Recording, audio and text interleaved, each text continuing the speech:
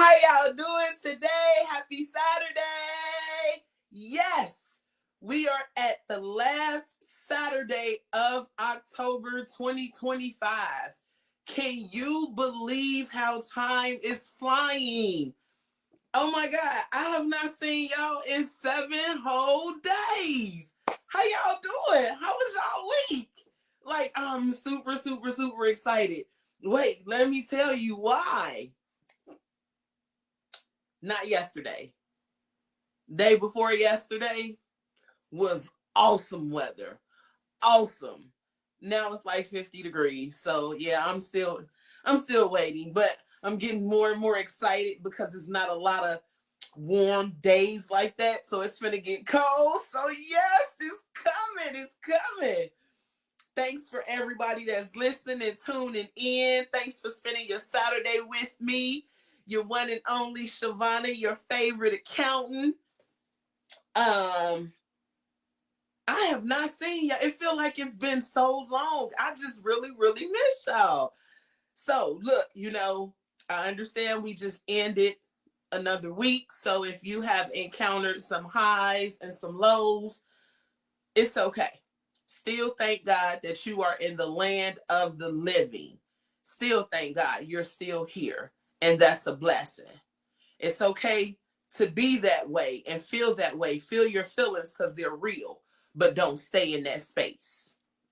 So, I like to kick off the show with some fun facts. Let's jump right into these fun facts. Like, look, I feel like I'm on a journey of learning and research. So when I do start my PhD program, I'm going to know what to do. Like, I'm going to be so ahead of the game. I'm like so excited. So, uh, let's talk about fun facts with music. And who don't like music? I always tell y'all music is my go-to. Music and comedy. Music, Cat Williams, I'm quiet the whole night. That's it. You ain't gotta worry about me. If I was angry and I could chew through bricks, music, Cat Williams, I'm good. I'm good. So now let's start it off. In 1948, Columbia Records introduced the LP.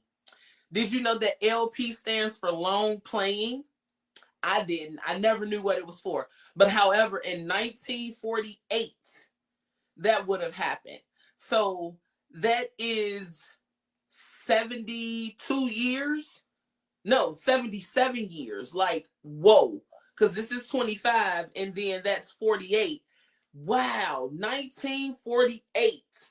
1963, Philips introduced the compact cassettes in Europe at the Berlin radio station. You remember the cassette tapes?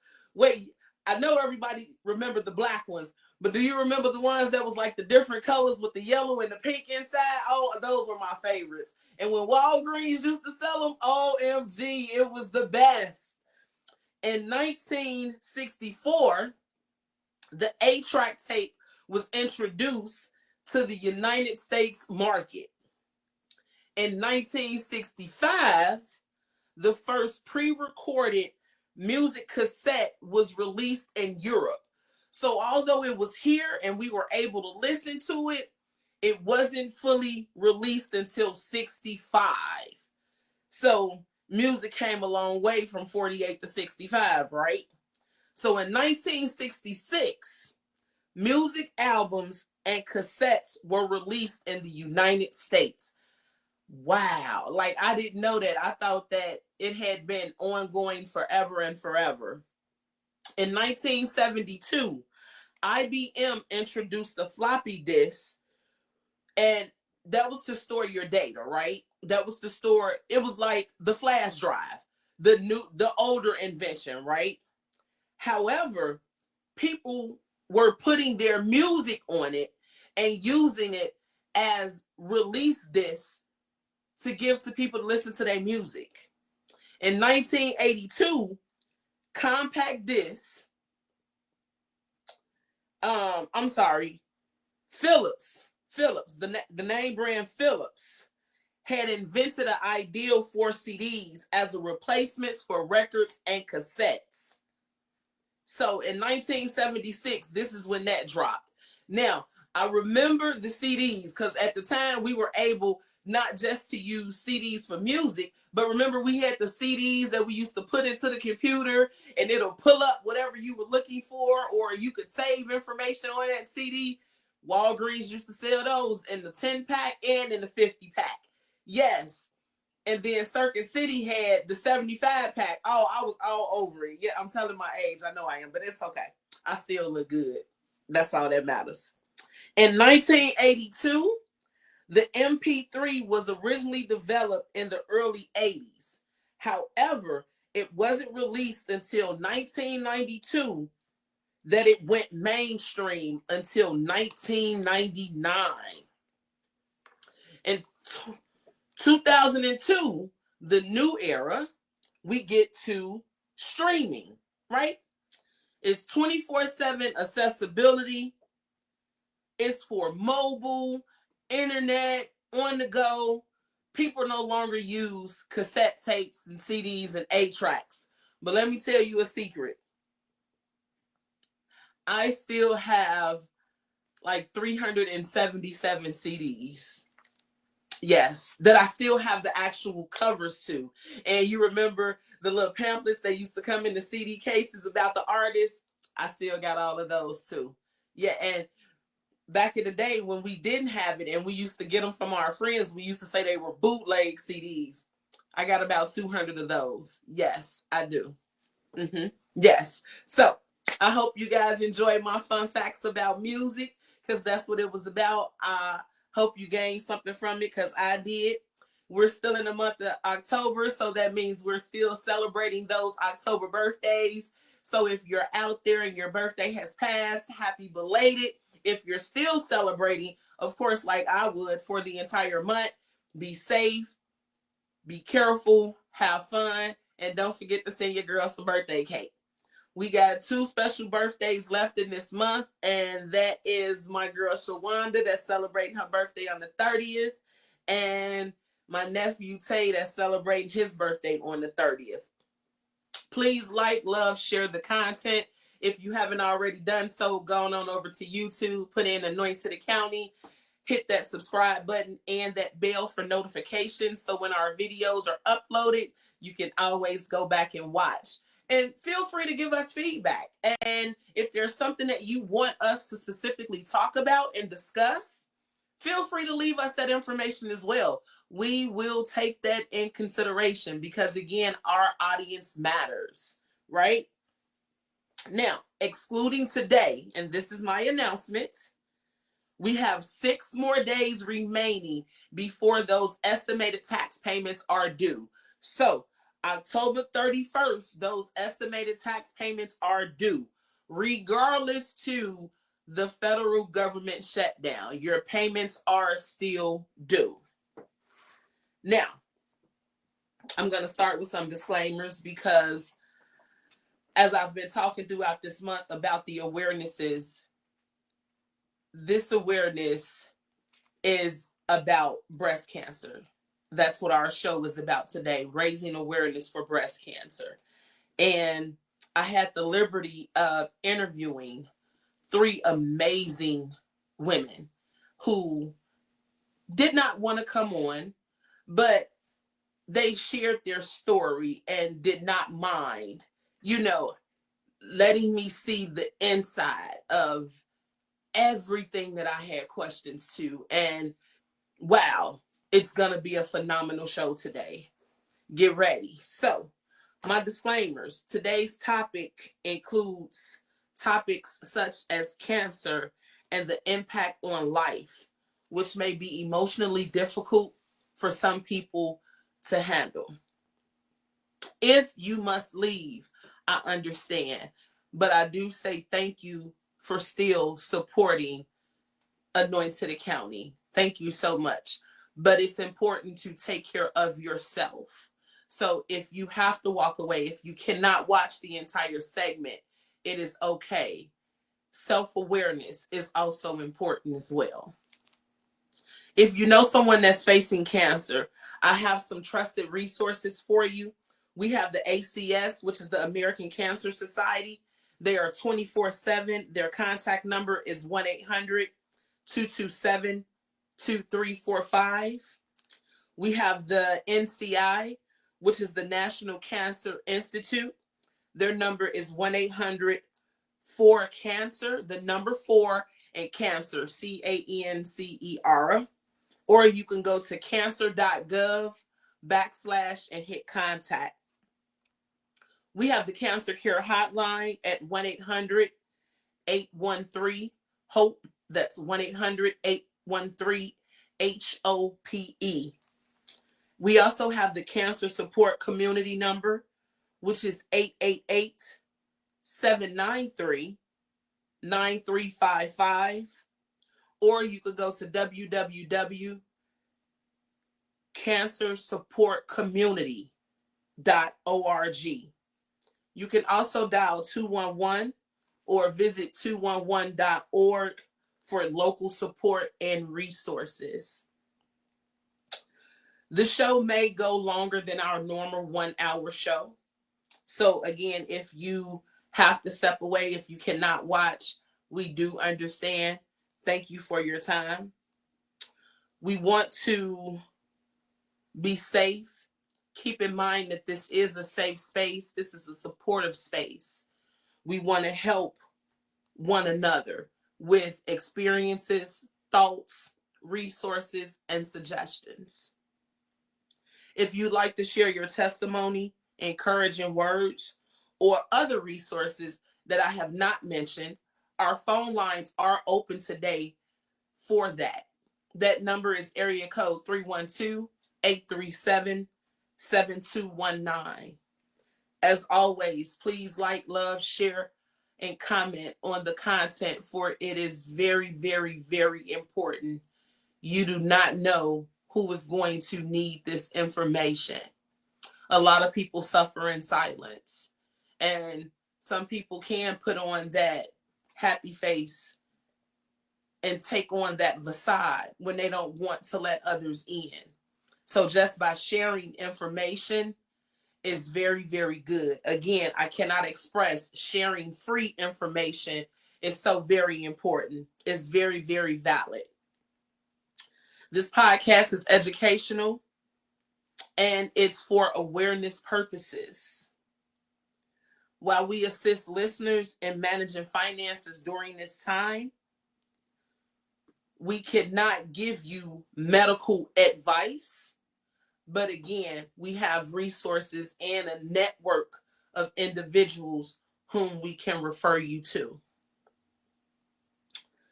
Listener discretion is advised for anyone who may be triggered by the sensitive topics or illnesses with this life change. Your privacy matters. Please be sensitive regarding any information that you wish to share. So, again, I had the wonderful opportunity of talking to 3 phenomenal women, and their story was so, so very impactful. Like, I asked them, could I share this? And all 3 of them looked at each other. They said they'll call me back, and we set up another meeting. We had like 3 meetings before they was like, you know what? You can share the information long as I don't have to show my face. And so that was the agreement. And I'm so happy for that. So the individuals that I spoke to is Dorothy, Betty, and Carol Ann. And I tried to call them Miss, and they was like, you better not. You better not. I think it was Betty that told me, you got more gray hair than me. And I was like, that's because I ain't been to the beauty shop yet. But that's okay. Don't worry about it. So I'm going to respect them and say Dorothy, Betty, and Carol Ann versus me saying Miss. And again, this hasn't just started. When I knew what I was going to talk about, I didn't want to do research for information. I wanted to talk to somebody because it's better when you have that one-on-one interaction. And gathering insights from these survivors, each of their journeys, their battles, their triumphs, it just made me be excited for them. And although we talked about breast cancer, the fear, the pain, the uncertainty, how you continue with life, family, resilience, children, spouses, friends, faith, all of that. We had endless conversations about that. So today on Let's Talk Finance, a topic, this topic here demands compassion as any other topic, understanding and awareness. October Breast Cancer Awareness Month is a time to honor and reflect and educate, but we also have to focus on the actual cause. We recognize it in many, many forms and many faces. And sometimes it's hard and sometimes it's difficult. And we're going to get into that. What I also want to say is cancer just does not affect the body. It affects the mind, the spirit, the heart, the soul, and the finances. The challenges that ripple through families, especially if you have one that's holding on and not saying anything. Or if you have one that says, I don't need you to go to the doctor with me. I'm okay. I don't need, and just not knowing. It's invaluable.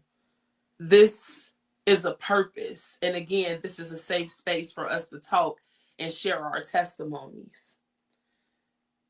Today, we'll discuss the prevention and early detection, but also the power of education, the importance of financial preparedness, and emotional strength while maintaining hope, faith, and battling a disease. So whether you're a survivor, a caregiver, or someone seeking knowledge and hope, this space today is for you. This is for you. We are here for you. We stand with you. We're going to continue this conversation. Again, if anyone has to walk away or leave, we do understand. All our listeners, thanks for watching. Hey, Uncle Big Jimmy, I see you. Thanks for tuning in. I'm going to give you some stats that I had to go look up when after talking to Dorothy, Betty, and Carol Ann. And what I seen was very, very, very alarming. The 5-year relative survival rate of breast cancer is 69.9%. For 2025, they have 316,950 expected new cases for the entire year. For the deaths that they expect from breast cancer in 2025 is 42,170 lives. The rate of cancer is 445.8 per 100,000 men and women. So out of 100,000, at least 500, and I'm just rounding that 445 up, is going to be affected with cancer. Here's the age ratio. Between 20 and 34, 2.7% of women will receive breast cancer. 35 to 44 is 4.8%. 45 to 54 is 10.8%. 55 to 64% is 23.4%. And 65 to 74 is 30.5%. The median age that a person finds out is 67. The stats as of January 2022, there was an estimated 18.1 million cancer survivors. The number is projected to increase to 26 million cancer survivors by 2040. So, as one of my old professors would say, now let's go to the book and see what the smart people say. And here is what I have. And I'm going to read to you what Webster told me, because this ain't from me. This is Webster. Cancer is a disease where some of the body cells grow out of control and spread to other parts of the body. Normally, cells divide and die in a controlled way. But with cancer, damaged cells multiply and form tumors or affect the blood and bone marrow. These abnormal cells can be caused by genetic changes, which can happen by chance or inherited. Webster says in uncontrolled cell growth, the genes are damaged, causing it to ignore the body's signal to stop dividing. The cells begin to grow and multiply excessively. Tumor formation. These extra cells can form a mass called a tumor. Unlike benign tumors, cancerous tumors are malignant and can invade nearby tissues. Spread of other parts of the body. Cancer can spread to other parts of the body by traveling through the bloodstream, or the lymphatic system. Multiple types of cancer, meaning we don't just have breast cancer, right? We have a list of different cancers. But cancer is just not a single disease, but it's over 200 diseases that can affect different parts of the body, such as lungs, breast, and blood. So, as I was sitting down talking to these ladies, and I think if I recall correctly, Dorothy was, when I asked, what was it like when you went to the doctor? Like, what happened in that moment? Like, how did this just come about? And, it got very silent at first. And then she came back and said, when she received it, the information, her initial reaction, like, she was in a state of shock. Like, she was like, who are you talking to? You can't be talking to me. And then she sat back and she had to let the words just replay in her mind over and over. I'm sorry. And they addressed her by her last name that I won't give. You have cancer. And she said everything stopped. Everything stopped except her mind racing. You have cancer. You have cancer. She said she went home to gather her family to share the news because she just didn't think that it was real. She knew she didn't want to hold anything back. And she knew the importance of sharing this with her loved ones. Dorothy and Betty were both diagnosed with breast cancer, and Carol Ann had lung cancer. Fortunately, discovered early through routine screenings. And, Carol Ann started talking to me and saying she's one that she hates the copay, but she respects the copay. And, we laughed and chuckled at that. And she said, no, I look forward to paying that copay because that just makes me get up and go check on me because my health matters to me. I have a family. I have people that love me. I have coworkers that depend on me. I have children that I want to see grow older and just be around my family and live a long time. So me going to the doctor early and me going to the doctor and not missing not one appointment, I'm so glad that all the tests were ran and they were able to detect it right away. All the ladies also, they highlighted some important misconceptions because after she stated that the detection was so early, my concern was, so what about radiation? What about chemotherapy? Did you have medication? Because again, when you hear the word cancer, you automatically think, radiation, chemo. And that's when she told me the misconceptions about cancer. And she says, not everyone needs chemotherapy. And depending on the type and the stage, treatment may include surgery, radiation, or other approaches. Everybody's journey is unique. Fortunately, none of them had to go through either radiation, chemotherapy. So that's why they told me it was misconceptions with that. Because they detected it early, they were able to go through their doctor's recommendations. They didn't have to have that. But had they waited, had they ignored their body, had they ignored the signals, then there's a chance that each of them probably would have had to have chemotherapy or radiation.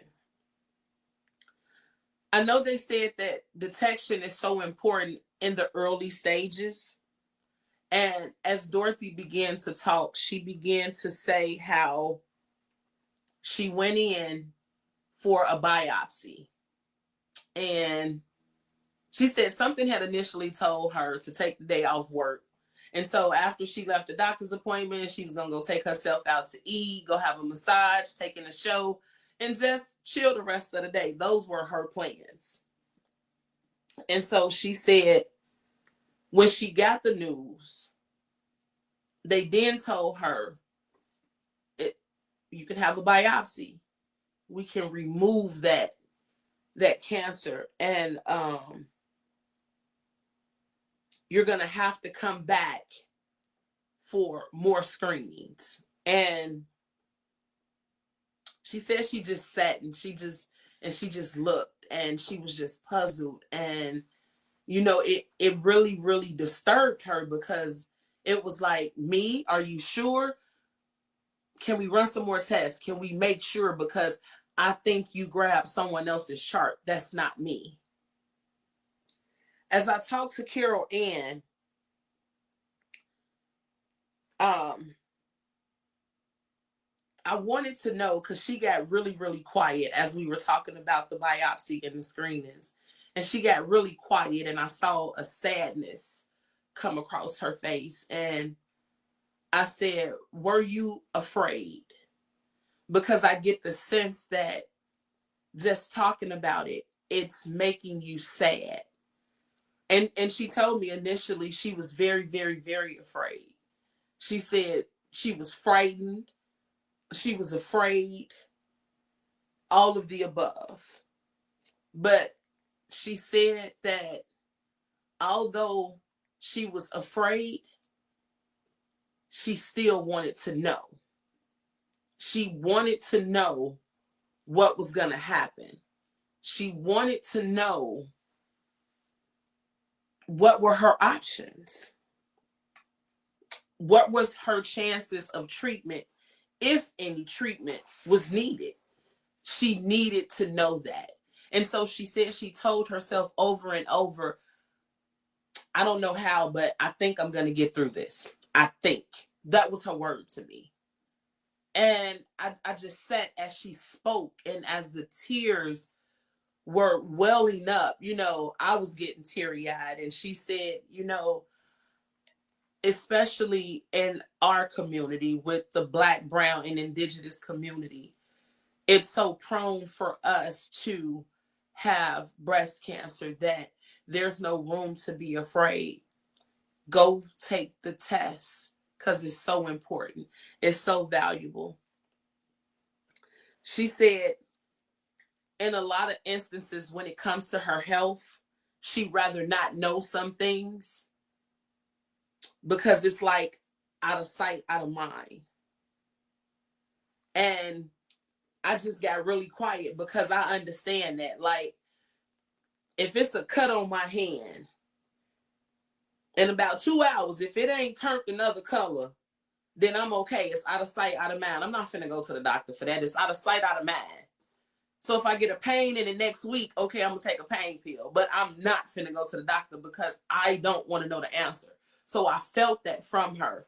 But in the back of my mind, like, I really want to know if my finger is okay. I really want to know if I'm gonna have my finger, but I just don't want to go to the doctor.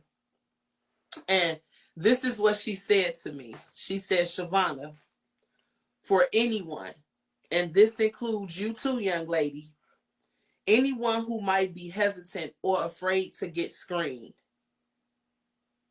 here's a piece of advice. Don't be afraid. Facing it gives you options, hope, and a much better chance of a successful treatment. And like, as she said that to me, I felt like a warm sensation that just came over me. And it was just like, well, I'm gonna go make a doctor's appointment just because. Like, I know it's not time. My next appointment isn't for like another 34 days. So maybe they can get me in early, because you just made going to the doctor fun now. Like, you made it exciting. And we all chuckled and we laughed. But these ladies are so resilient. And as we continue to talk, you know, I've been talking about how mental health plays a role in our everyday life as well. Although it's Mental Health Awareness in the month of May, mental health awareness for all of us is every day. So I wanted to know, did this affect any one of them mentally? And if it did, how did they handle it? What did they do? Who did they talk to? Who did they lean on? If anybody, like, I was very much so in their business, but I did get permission to ask all the questions. And I did tell them, if you are uncomfortable with anything, we can stop at any time. So when we talk about the emotional toll, it can be overwhelming, as what they explained to me. Dorothy said, and she described it as, I quote, the emotional weight hit hard. It felt like a bulldozer swung as far back as possible and came full force and hit me. All three of them said they felt depressed, mentally drained, and Dorothy said she was afraid of leaving her loved ones. And as she said that, Carol Ann shook her head, and I knew that she was falling in line with saying, like, I understand, because I too walked the walk that you walked. I understand. And so the thought of leaving your loved ones, especially your children and your grandchildren and your spouses, that's a mental strain in itself. They described, and I quote, feeling depressed and mentally drained. Carol Ann said she left the room mentally because she knew that her coughing was just the flu. And she knew that the over-the-counter meds was not working. When Mucinex didn't help her, she knew she needed something stronger. She said when the doctor told her that she had lung cancer, she left. It was like an out-of-body experience. She left because she knew that she had the flu. And she said what she did was she got mad that she spent so much money on over-the-counter medication that she didn't want to deal with the news that she had received at that moment, because it had not sunken in yet. Depending on who you are, it's natural to distance yourself. And so when she felt like she stepped outside of her body, she put distance between her and everybody around her for that moment.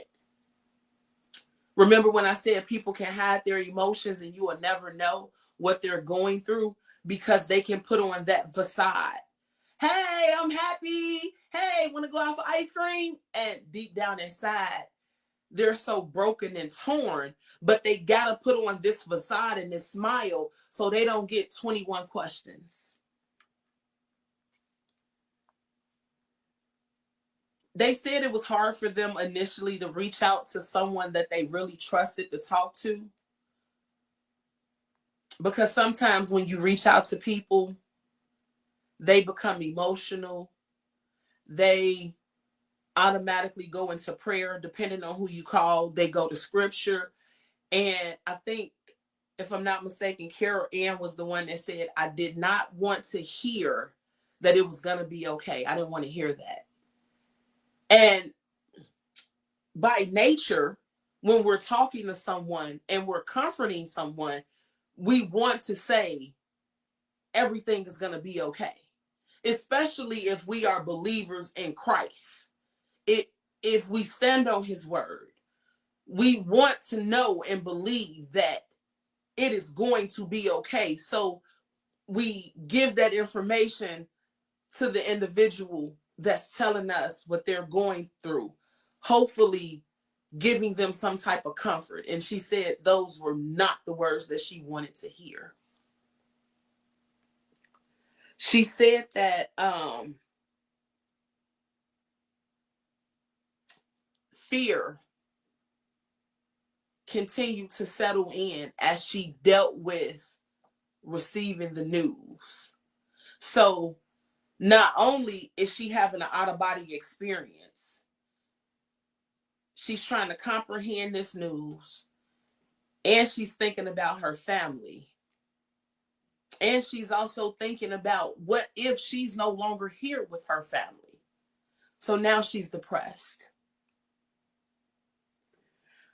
At that moment, because I know the severity of cancer, I wanted to know if they were angry, because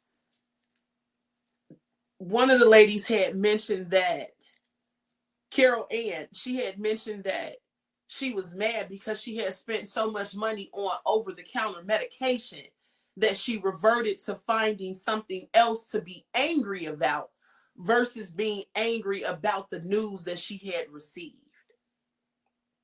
I wanted to know if they felt grief. And each one of them took a pause and they looked at each other. Like, we were on a video call. That's why I keep saying that. Each time we talked, we were on a video call. Each one of them stopped and paused. And they said fear was the biggest emotion they had to walk through. Then anger. It wasn't just fear of the disease itself, but leaving loved ones behind, and who was going to care for the loved ones that were left behind. At that moment, me personally, like, I know what unconditional love is, but at that moment, I felt unconditional love. And I say that because I have 3 resilient, phenomenal women that I'm sitting here talking to. 2 are survivors of breast cancer, 1 a survivor of lung cancer, and yet you're battling this disease. And while you're battling this and trying to comprehend this, you're still concerned about someone else. That is unconditional to no end. And I felt that. I really, really felt that. I know my feelings come first because that's just me. That's who I am. I think about me, and I also think about others because others do matter. And as I was talking, Betty interjected and she said, and I quote, she said, Shavonna, after the fear and after thinking that I was no longer going to be here, I had to find a way to cope with this. And she said she relied on family to cope with this. Carol Ann said that she checked into a hotel for several days and she just needed to get away from everything and everyone. Because even though she had left her appointment, she still felt out of her body. Because again, they couldn't have been talking to her because it was the flu. They all agreed that resources were inevitable while finding ways to calm their mind. They took walks, they took time to breathe, they relaxed. Betty said, and I found this so interesting, she said she took up another language. And I was shocked by that. I said, out of all things, wait, another language? She said, I had to find something to do that was outside of the norm. She said, I didn't want to journal. I didn't want to knit. I didn't want to talk. I just wanted to do something that would take my mind off of what it was I was going through and dealing with. And I felt like if I did great in that area where I knew I would struggle, then there was a chance that I was going to beat what I was dealing with. And I said, wow, that's astonishing. And she said, you know, I'm an elderly lady, of course, and you look at someone going back to school in their 50s and 60s, and not just for an education background, but you're going to take another language, and you're like the oldest one in there. And, you know, I asked, well, what about Rosetta Stone? And she said, I don't know her. I got to go to school, girl. I'm old. And we all just chuckled. One of the strongest tools that they kept going on and on about, and they never said it simultaneously, but they were always on point when it was time to say they all relied on their faith. Prayer became a daily practice, a lifeline during the toughest moments. That's what Carol Ann said. They described how their relationship with God deepened, how speaking out loud about feelings helped, and how learning not only more about the disease itself, but leaning on Riley. And so I wanted to know who was Riley. And she said, I don't talk to God and call him God or Lord. She said, I named him Riley because I'm better. I'm open when I can address you on a one-on-one name. And I was like, well, is it God, Lord, Jesus? And then she said, yeah, it is, but that didn't work for me. So his name is Riley. So she said, I leaned on family and Riley to give me strength.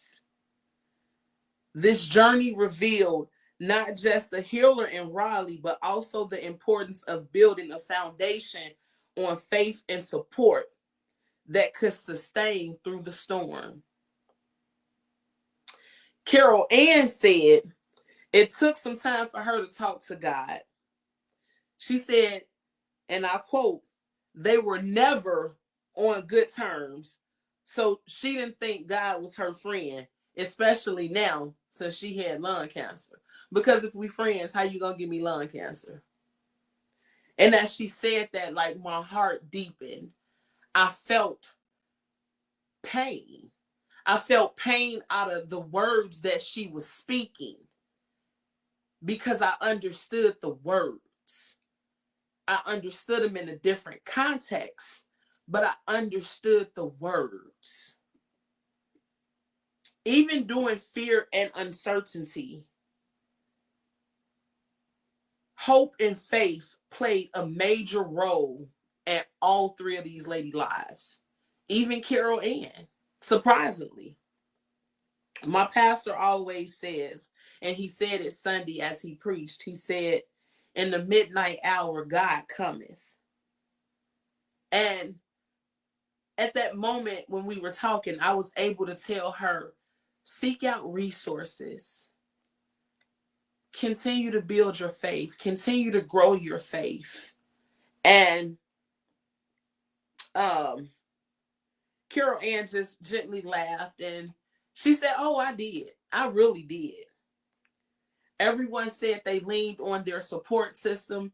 Everyone had their own network of people whom they talked to, whom they dealt with as they were coping and mentally trying to figure out how to tackle on having cancer and sustaining. The survivors face a new challenge. And it was Betty that said that. She said, with all this going on, here is something else that we have to do. We have to restructure our lives because what we used to do, we can't do anymore because of this disease. We have to take care of ourselves. We have to rebuild what was lost. Sometimes that can start with confidence, that can start with how you're feeling inside, that could start with mentally training yourself to do things differently. It comes down to your eating habits.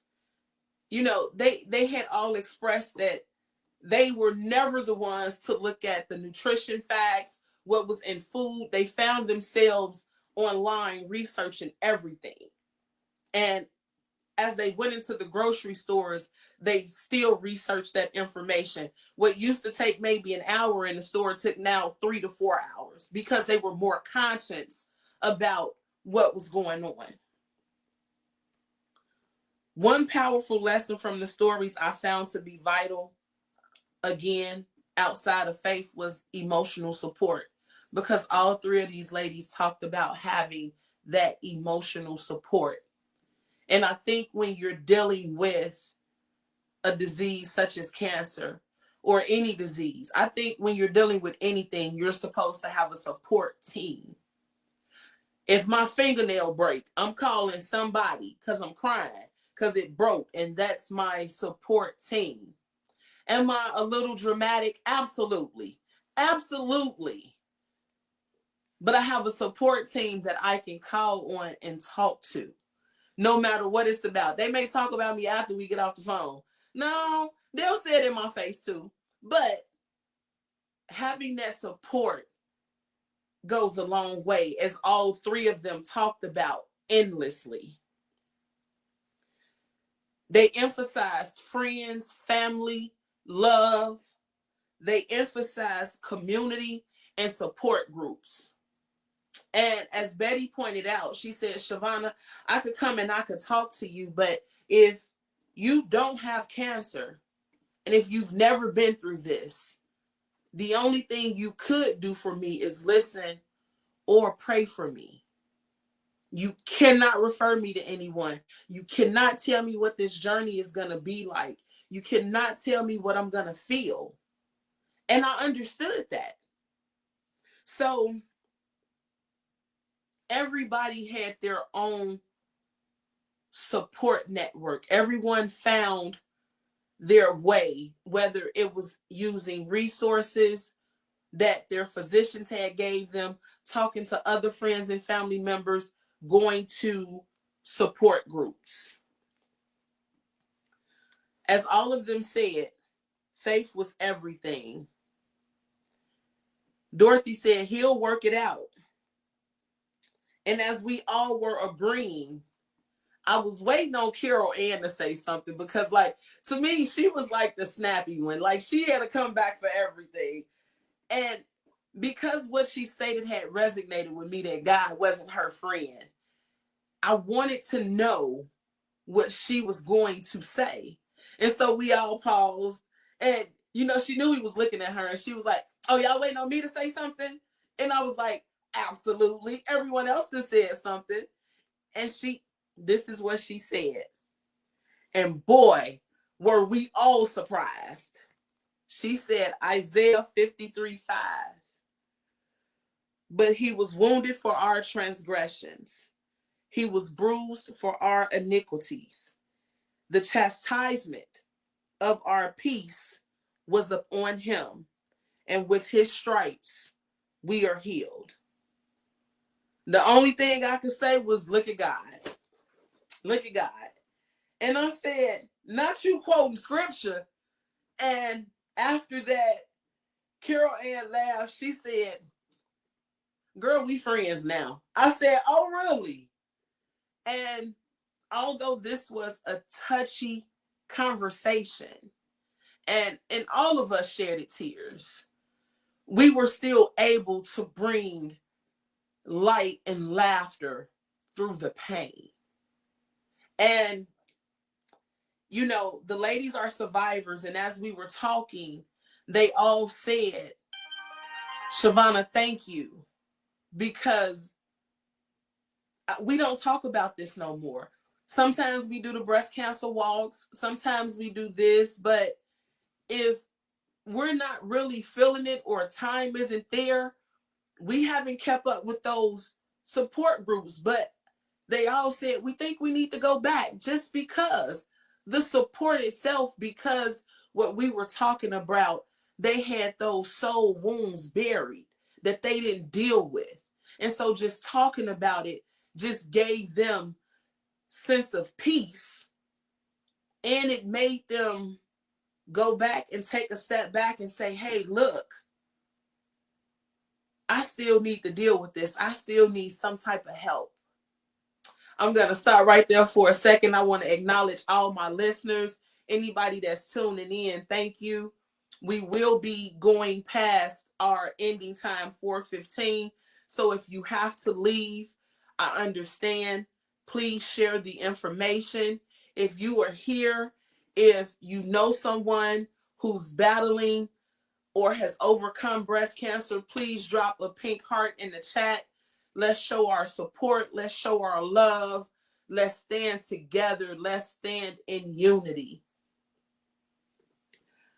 I'm going to go back to the connection that these ladies all talked about, because as I stated, look at God. I think they all forgot that I was there, and they started going to scripture after scripture after scripture. And I was like, wait, hey, hi, I'm still here. Wait, don't leave me out. And we all were able to laugh about that. But the deep connection with God that they all had, knowing that God was their strength, and that was enough for me. I was so elated because they all said, I'm a survivor. I survived. I'm a survivor. Carol Ann said, you know, she hates the cough now. Even though it's a part of life and it's gonna happen. She said she really hates the cough because that's a trigger for her. She thinks about it. She remembers how it was just hearing those words. So, you know, after we went through scripture, I wanted to know about life after treatment. And I wanted to know, how do you prioritize mental wellness and rebuild your life after this tragic event has happened to you? And Dorothy said, you have to take time to reflect. You have to understand what truly matters. And you have to focus on your priorities and align them with where you're trying to get to. And she said it's almost like a science project. You got to gather all the pieces. You got to know what your topic is first. Then you got to do your research. Then you got to get all of the important stuff first. Then once you put all of the important stuff together, you now have to come up with how this is supposed to look. Whatever it is that you're creating, you have to come up with how it's going to look and how you're going to present it. And then the paperwork and the research behind that, you have to have a beginning, a middle, and an end. So what is your end goal? What are you trying to get to? And so when she put it in relationship to school, I was on board because I knew everything. I love school. I love to learn. Riley, as Betty calls God, showed the path to focus on what is truly important, and each day became an opportunity to rebuild. That's what she said. She said, I just put all my focus on God because I knew that I couldn't do it by myself. I knew I didn't want to do it by myself. I knew that I needed help.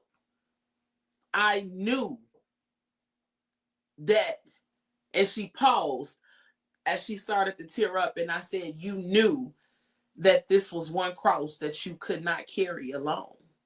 And we all agreed. Throughout their journey, they told me about some resources. And of course, we talked about the Cancer Society that does walks. They talked about communities that foster positivity and encouragement, hope, and connection. And that's within their community. And she said it wasn't easy, but as she got online to do research, what was within her area, she was shocked to find that it was so many support groups for breast cancer. Dorothy said being a friend, relative, and just supportive in general, that's all she wanted. She just wanted people to support her.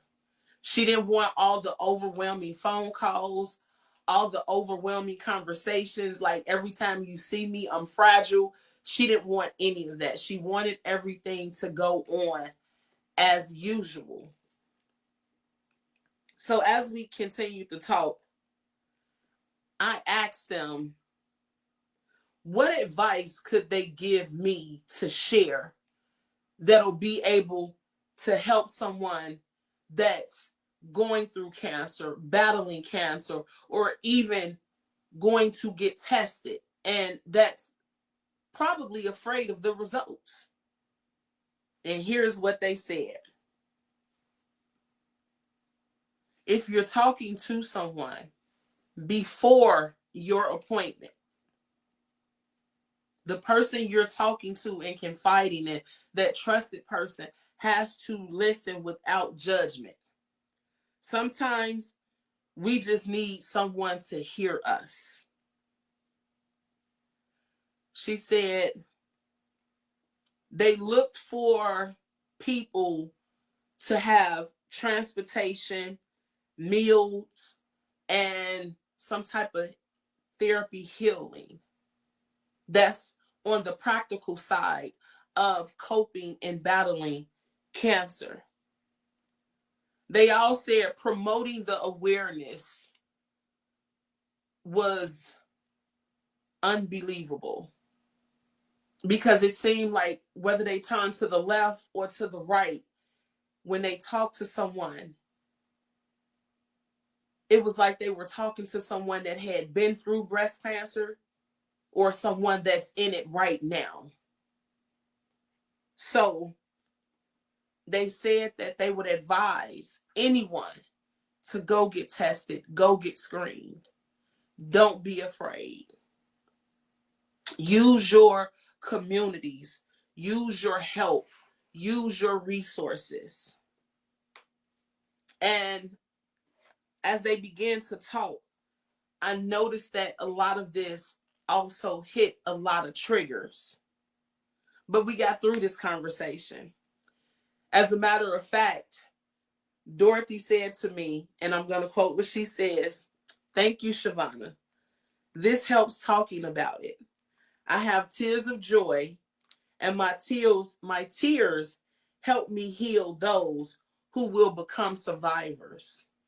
She said, "I never talk about it anymore, And if it comes up, I get quiet or change the subject. So the fact that she's talking about it and she's telling me that her tears are not just tears of joy, but tears of healing for someone else that's within this journey. That's powerful because you believe already that whomever is dealing with breast cancer in that moment, you already believe that they're going to be healed. Again, this is unconditional love. So we paused for a moment.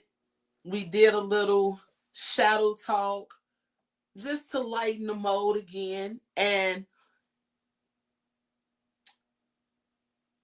I wanted to know about finances, right? Now, Shavonna, I know what you're saying. Shavonna, why would you want to know about these women's finances and they telling you they dealing with cancer? Well, if you know Shavonna, I tell you, everything starts and ends with a transaction, period. So if you have cancer and you are working a job, come on now, let's put two and two together. So that's why I asked. And you'd be surprised what I found out, but I'm going to share it with you so you don't have to be surprised. Sorry about that. So as our conversation continued, Dorothy was the first one that I picked on when it came to the finances because she was just so open and honest. And it was like, before I even got the question out, she was answering the question like she knew, like she was ready, like she could read my mind. So she said the financial impact was immediate and real. She said she had to take a leave of absence from work. While applying for her disability, she was told that she would have to be off 4 to 6 weeks before even being approved. So being off work 4 to 6 weeks, that's 3 paychecks if you bi-weekly.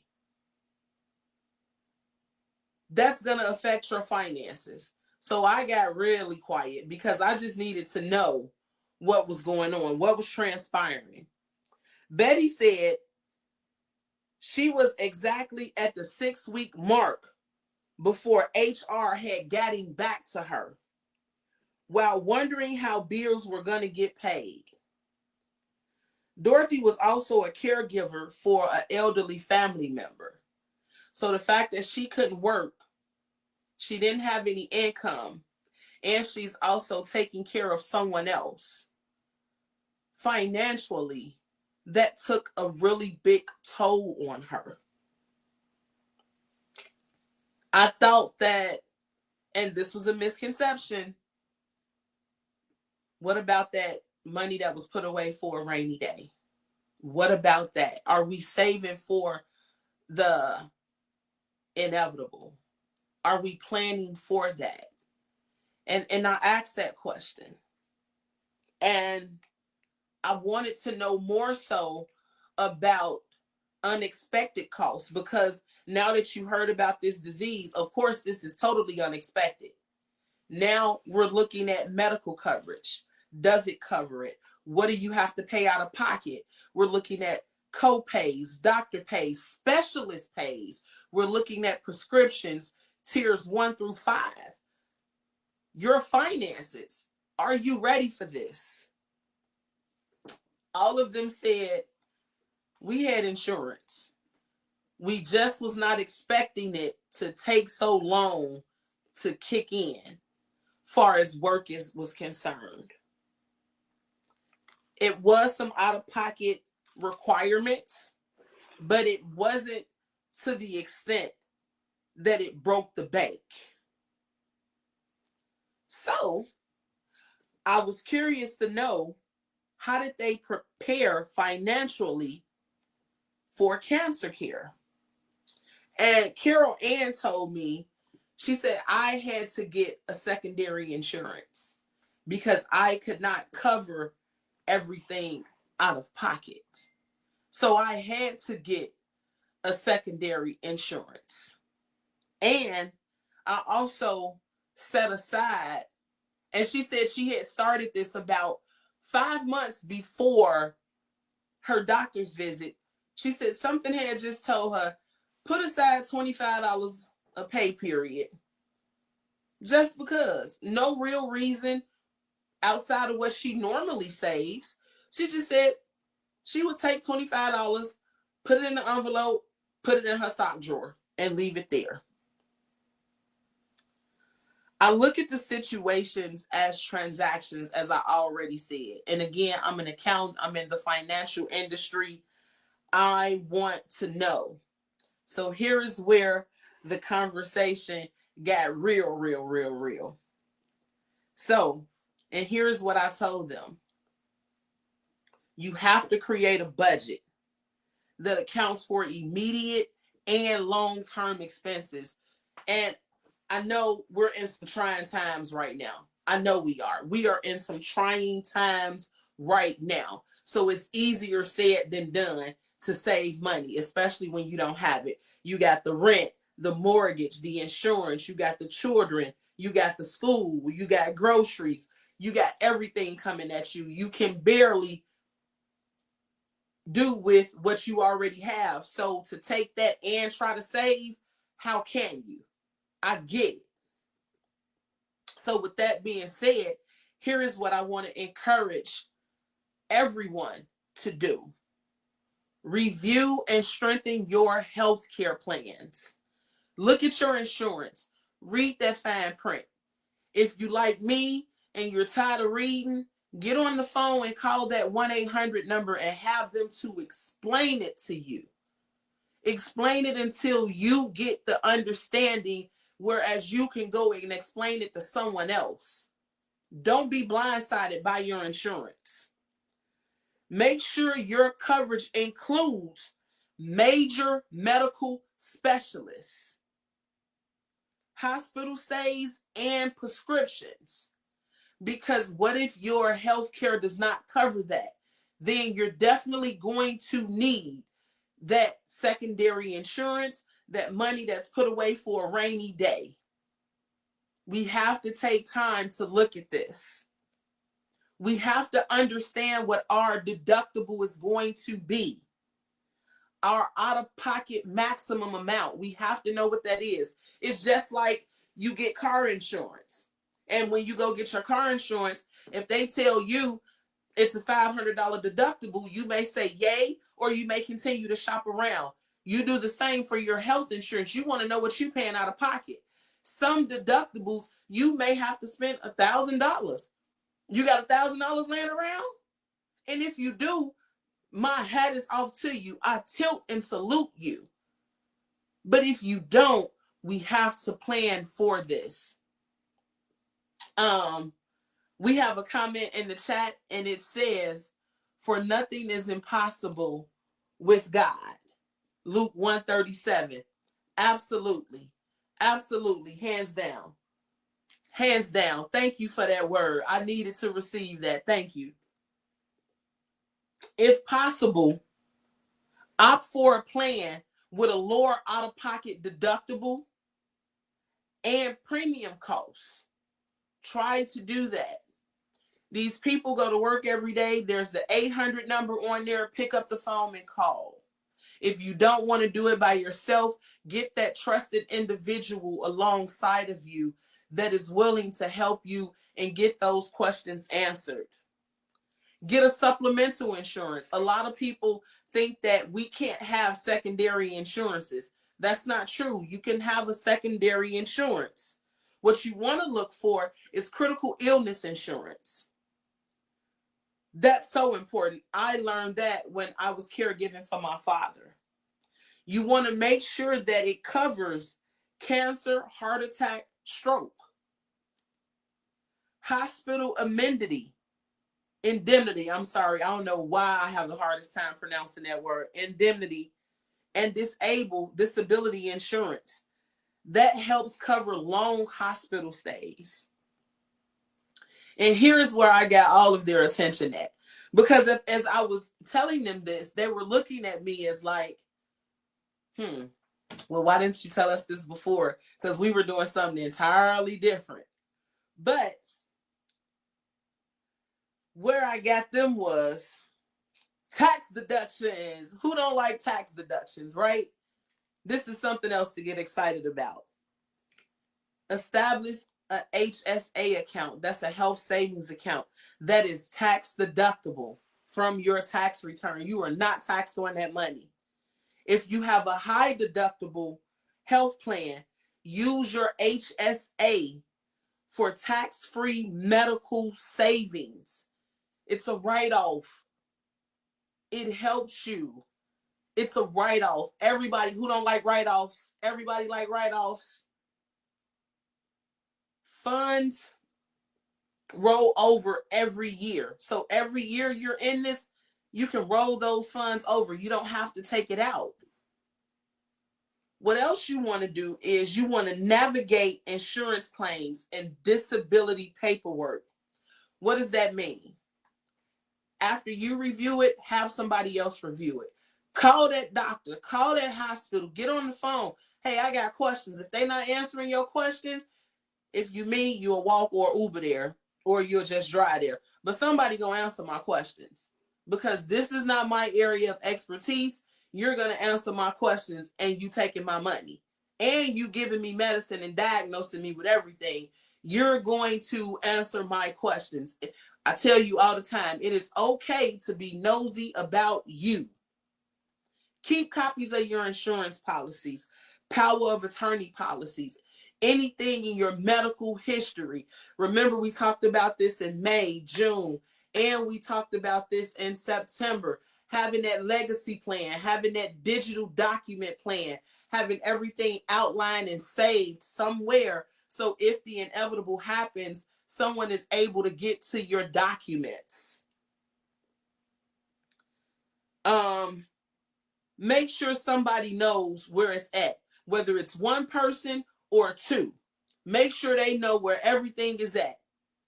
You know, I have a habit when I get sick, and if I got to go to the hospital, I will call my best friend and be like, hey, if anything happened to me, I had to change the code on the computer. This is what it is. The key to get into the office is this here, is where it's at. Just so if anything happens, somebody knows. You have to develop an emergency savings expense plan. And again, I know it's easier said than done. And I'm going to be honest and tell you the truth. Start with $5. If you can't start with nothing else, start with $5. You'd be surprised how that $5 will increase, because you would look at that $5 and be like, I got 4 extra singles. Let me go and throw that in there. You'd be surprised how that add up. Any loose money, any loose change, you will be surprised how that can help you. And as you begin to build money and grow financially, add more. Your emergency fund plan will pay down your high interest credit card. So if you got credit cards out there that's outstanding, and you're battling with this disease and now your money has been cut to a minimal, you want to get rid of everything that's going to cause you more stress and more strife.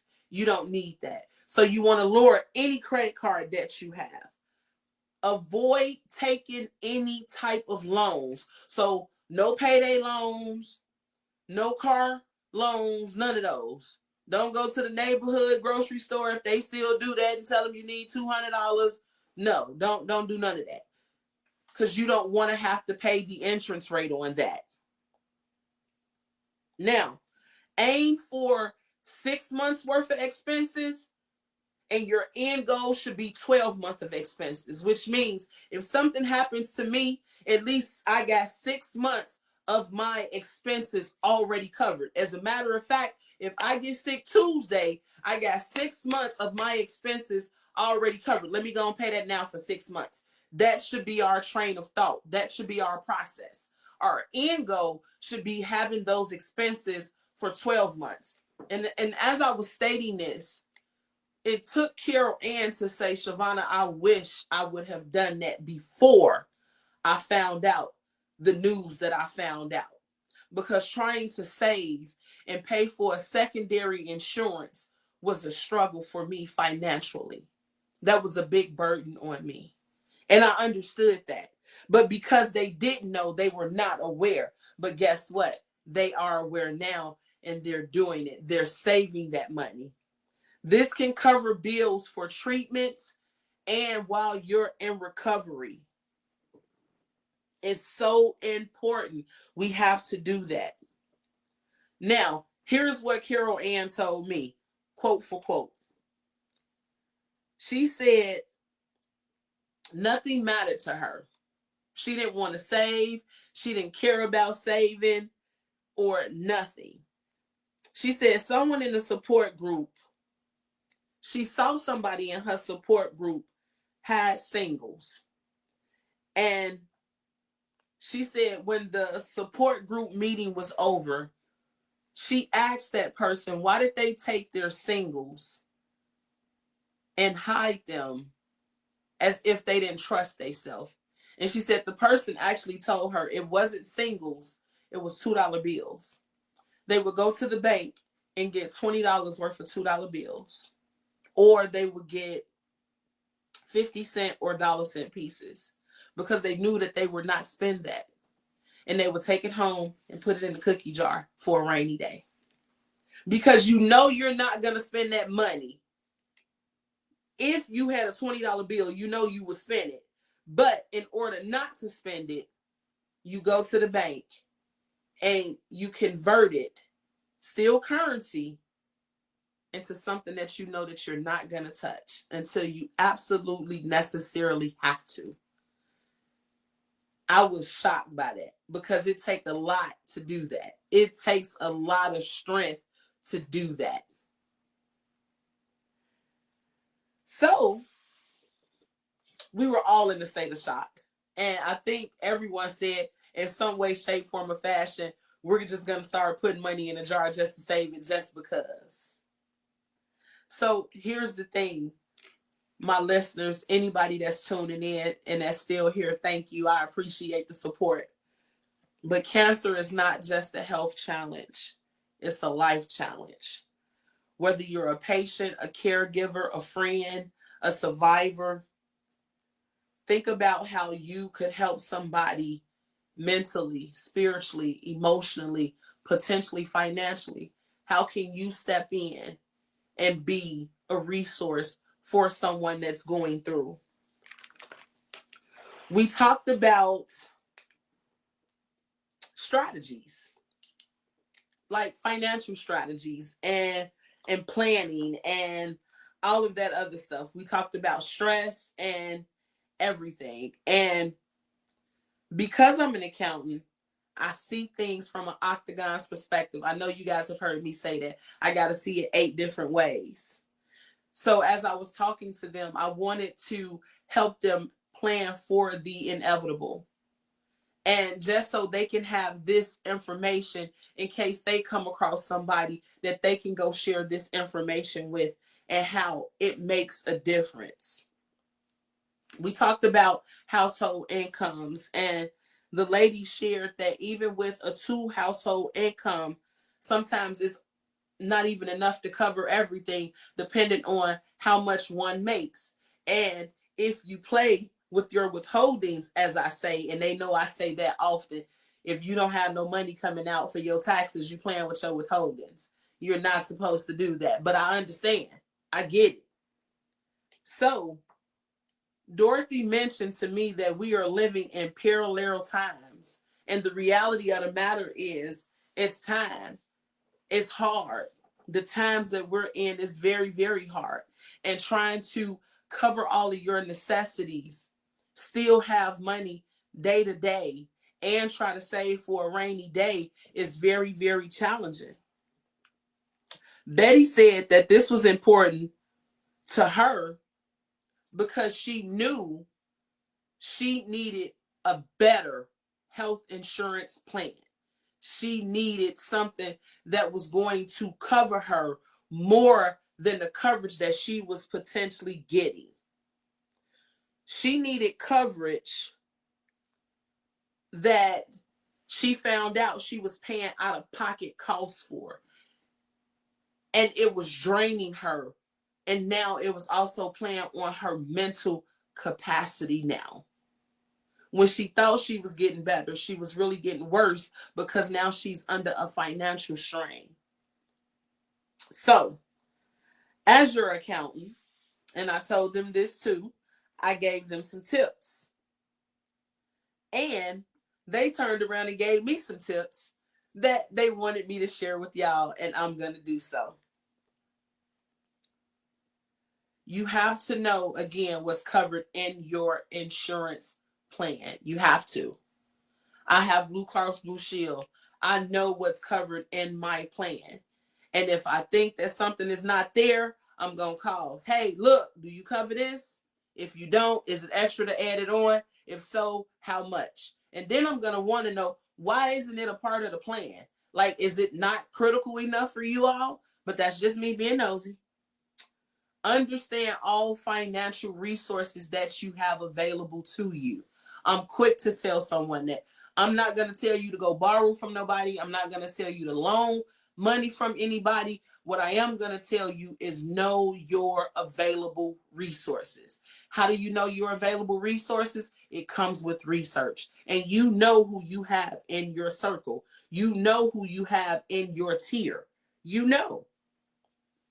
Ask the healthcare provider or the hospital for financial assistance programs. What I found to be true is they don't come out and tell you we have a financial assistance program available. No, they don't tell you that. What they ask you is when you get checked in is if you don't have health coverage, you just get a bill in the mail 7 to 14 days after they done discharged you. It isn't until the calls keep coming and you say, look, I don't have it. They say, well, we can offer you plan A, B, or C. No, at that moment when you're there, ask them about the healthcare assistance because it's available. Explore nonprofit organizations with treatment costs like Cancer Care or the Pink Fund. I didn't know anything about the Pink Fund. I knew about Cancer Care, but I didn't know about the Pink Fund. Reach out to friends and family for that moral support.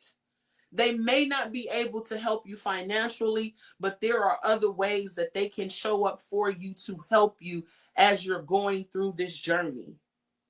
Monitor your credit reports. It's so important to monitor your credit reports because at this time you're sitting still. Know what is attached to your name and your social. Don't be blindsided by this information. Know what's out there. Review it. If you have to dispute it, dispute that claim and get it off of your credit report. Your credit still matters, although you're battling a challenging situation. Protect your identity. We have so many scammers out here and so many fraudsters out here. We have to protect our identity.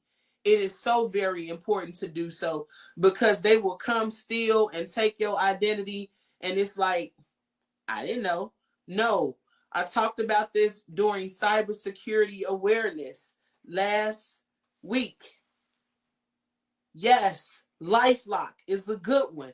Get LifeLock to lock all your information because those people are out there. Those hackers are out there. This is a skill. This is a game to them. So you have to protect what's important to you. Now, I felt like we covered some of the emotional parts. I felt like we covered a lot about the financial structure, dealing with the insurance and what you're supposed to look for.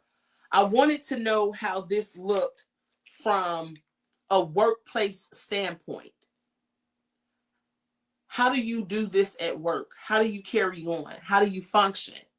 Do you discuss this at work? Do you not discuss this at work? And here is what was told to me. And this was Dorothy. Dealing with treatment, if anyone is at all, balancing work and home life can be very challenging physically, mentally, and emotionally. Dorothy and Betty both shared that when it came to their jobs, they avoided physical contact, which included hugs, touching, eye contact, and they stayed to themselves. And as I got quiet, I said, with the personalities that you ladies have, how could you just step back? Nobody noticed. And they both laughed, and it was Dorothy that said, no, people noticed. Because it was one lady that came to me and said, I'm going to be praying for you. And I don't need to know what's going on, but I know that something is going on. And whatever you're going through, you're going to come out on top. And, you know, people can just sense things. Like, I'm a bubbly person. If I get on this live one day and I don't say, hey, great big world out there, y'all gonna know something wrong. Y'all gonna know something wrong. This phone gonna be ringing nonstop. I'm gonna have people at my door because something is wrong. And people can sense it. She said, talking about personal boundaries, she put that to the forefront when it didn't really used to bother her. But because she was dealing with this and she was so emotional and so tensed up, that was her barricade, holding up those personal boundaries. And I was just like, wow, wow. And I'm listening to her share her story. And so what they said was that in a workplace, of course, it's different depending on the environment, depending on your shift, depending on what your job title is. Of course, everything is different. And so what they did say is, no matter the job, get FMLA because that will help you.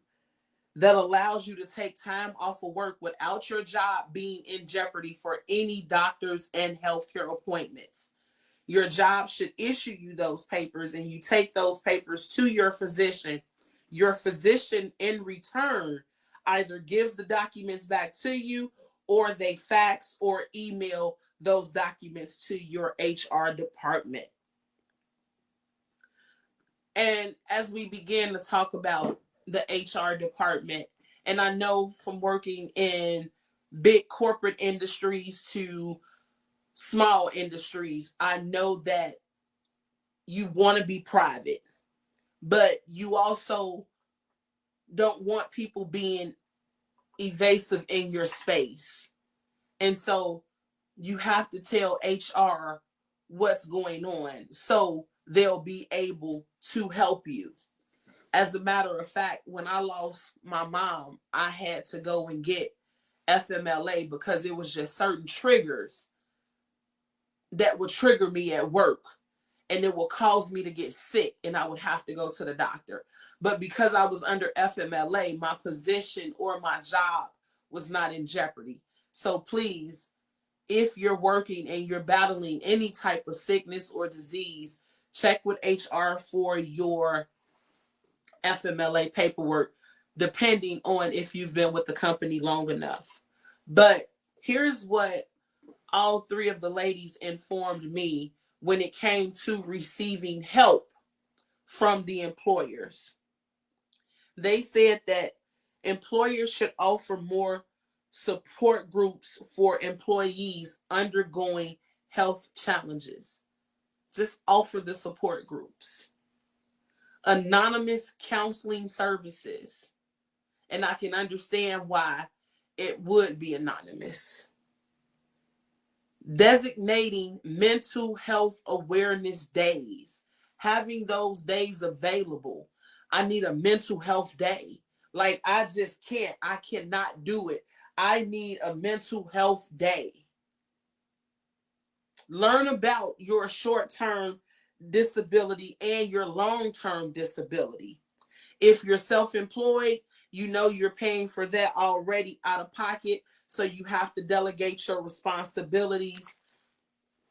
And If you need more information on that, you could always reach out to Anointed Accounting. Carol Ann said for the individuals that's battling treatment and work, and Betty chimed in with this, but to see Carol Ann take full-fledged of just starting this, she just shocked us each time. She said, pray or lean on faith or your mental strength. Join support groups for encouragements and share your experiences. Don't go and be quiet. Talk about it. And she said, you'd be surprised. A lot of people may break down and cry, and you will cry. Just have enough tissues with you. Recognize that treatment can be draining, and it may require flexibility, including having coworkers cover some of your responsibilities. Dorothy came in and said, let me tell you what HR need to do. And I was like, here we go. She the feisty one. She said HR and management needs to know how to approach and communicate with staff. It doesn't matter your title. Know how to talk to an individual. Maintain privacy and provide support. Just because you know something, don't go back and tell your friend that you work with, because it may very well get back to me. That was told to you in confidence. Recognize the signs of distress without being intrusive or evasive, aggressive. It's not necessary. Now, they also said, when you're an employer and you're in HR, it's okay for you to have a support group that's anonymous but has an in-house chat. And she explained it to me, whereas they build a community, and whether it's Teams or whether it's Slack. I think that's the one that she said, that you can just talk freely. You can get resources, you can get advice, you can get encouragement. You never know what one person may need for that one moment, just right then and there. And I found that to be very, very, very, very helpful. Because if I can sit at my desk and just chime in and talk to someone anonymously because I'm having a moment or I'm having a breakdown or something triggered me, that may help me be more productive in my day. So, from an accountant's perspective, here's what I'm going to tell you if you didn't know. When you get them bills, negotiate them bills. When them bill collectors call you for the medical bills, no need to be rude. You don't have to hang up. You don't even have to put them on the block list. Negotiate the bill. Because guess what? They want to get paid. They want the money. They don't want to write this off and then you receive a bill at the end of the year. No, they don't want to do any of that. They want you to pay your bill. So if you offer them something, they're going to take it and negotiate with you.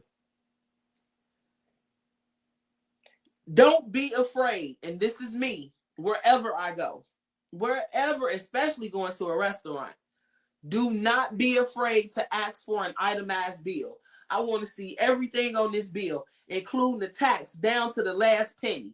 Show me everything my money is going on, because it's yours. Pause. Adjust carefully. It's okay to take a minute, reset, recenter, refocus, because you got a lot going on up here. So it's okay to sit back. It's fine. Avoid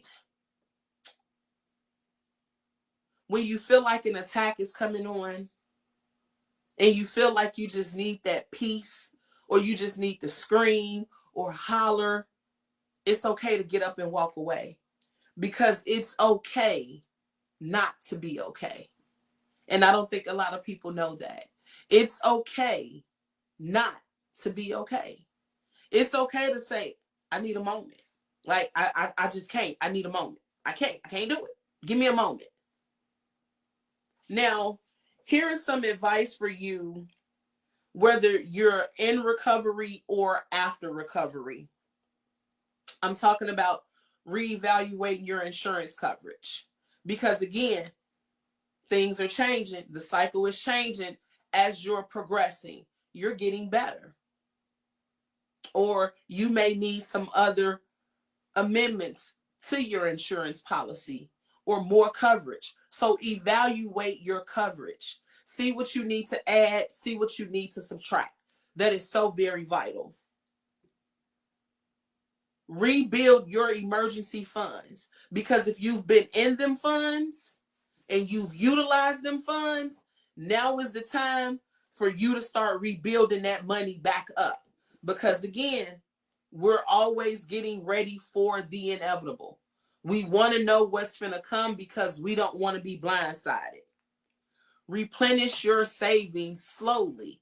You don't have to do it instantaneously, especially if the money is not there instantaneously. But take your time. Don't forget nor neglect that the emergency fund is there.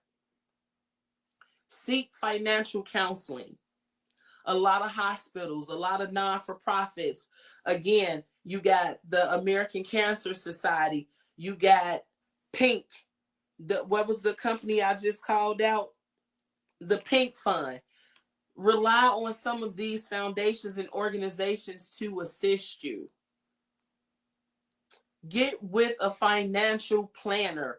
That is going to be so very important. Get with your accountant. Look at what's going to be tax deductible, if anything. Talk about those HSA accounts. Talk about getting that secondary insurance. This is where your will comes in. This is where your trust and estate comes in. You want to take care of all this, because all this falls under the financial umbrella. Let's say you got a house. You want to know what's going to happen with your house. You have to get everything in order. Plan for long-term disability as well as short-term disability. Plan your legacy plan. Have that outline. It's so important. Update your beneficiaries. That's so important. They tell you to do it annually. You have to update your insurance policies. I also talked about this last month in September. You have to keep that information updated. Things happen. Consider life insurance. If you do not have life insurance, get life insurance. Know the difference between whole and term life. Know what you're going to be covered for. That's important. It's so important to have that. It's so very, very, very, very important, because all of this matters. And although sometimes we don't think it matters, it does. It really does. Wow. That was a lot of information. And I know these three ladies are watching, and I did it without crying. I did tear up a couple times, but I did it without crying. So, as we continue to raise awareness for breast cancer, and as we wrap up our conversation today, we want to take a moment to honor our survivors, all of our survivors, and even the ladies that I talked to, Dorothy, Betty, and Carol Ann, whose journeys are immaculate. Thank you for sharing your journey with me. Thank you for talking to me. Thank you for letting me invade that private space, because it was a private space. Your courage, your honesty, your resilience, it shines light not just on me, but others, because somebody's going to share this content. Somebody's going to hear this. Somebody needs to hear this, that there's resources, that there's help, there is support. And not only any support, but you have support through your accounting office. Cancer changes lives in many ways that cannot be measured. But stories of faith and love is what helps us continue to build and grow and have those testimonies. When we can talk and we can share and we can love on one another. Sometimes just being a listening ear goes a long way. Sometimes just saying, hey, I thought about you. I got you a bag of M&Ms. You never know what that'll do for a person. Let's continue to raise awareness and advocate for our breast cancer awareness month and the months to come, as well as our survivors. I want to thank all three of you ladies for talking to me and giving me so much insight. I truly, truly, truly appreciate it. Now, I always tell you every show is amazing, but next week, the first Saturday in November, is an amazing show. You got to tune in. You got to tune in for that one, as we are going to be talking about gratitude and action and finances. And I know you like, how does that really go together? You're only going to find out if you come here and check it out. Okay? So I'm going to read you something that's very important.